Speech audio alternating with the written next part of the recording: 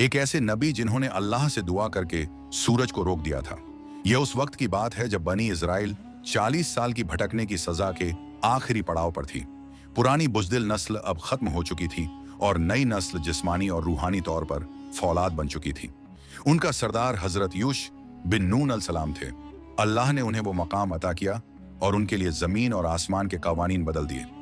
जब हजरत यूश बिन नून अपने बहादुर नौजवानों के साथ फलस्तीन की तरफ बढ़े तो उनके सामने बहुत ताकतवर कौम थी जो बड़े मजबूत किलों में रहती थी।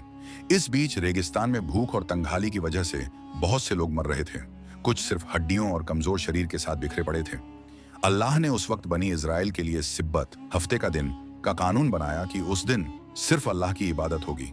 जुम्मा के दिन सुबह मुकाबला शुरू हुआ। जैसे जैसे शाम हुई सूरज डूबने लगा। हजरत यूश बिन नून ने सूरज को मुखातिब होकर दुआ की कि ए अल्लाह, इसे हमारे लिए थोड़ी देर रोक दे। अल्लाह ने सूरज वहीं रोक दिया।